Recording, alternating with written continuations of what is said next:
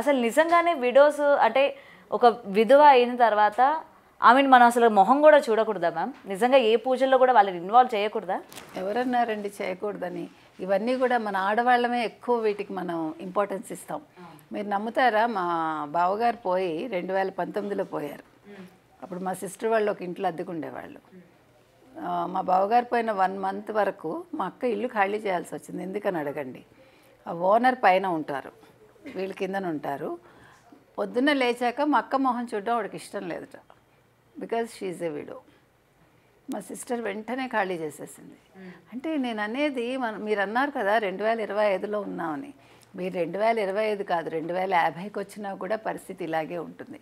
ఎందుకంటే మనం అన్ని రకాలుగా అభివృద్ధి చెందాం అనుకుంటున్నాం. మన కట్టు బొట్టు అన్నింట్లో మనం అభివృద్ధి చెందాం, కానీ మానసికంగా మనం ఎదగట్లా. మనం ఇంకా ప్రిమిటివ్లోనే ఉండిపోతున్నాం. అంటే నిన్న ఏం జరిగిందో అందులోనే ఉంటున్నాం.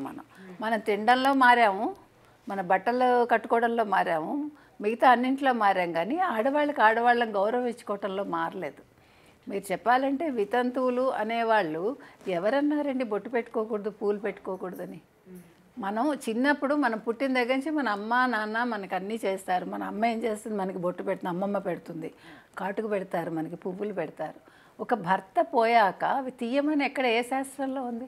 చూపించమనండి. కానీ ఇప్పుడు ఇవి మనం చెప్తే వాళ్ళు దాన్ని స్వీకరించడానికి రెడీగా ఉన్నారా? ఇప్పుడు నువ్వు వచ్చి ఏం చెప్తావు? ఇవన్నీ ఆచారాల్లో ఉన్నాయి, పురాణాల్లో అసలు ఇప్పుడు ఎవరు వింటలేదండి.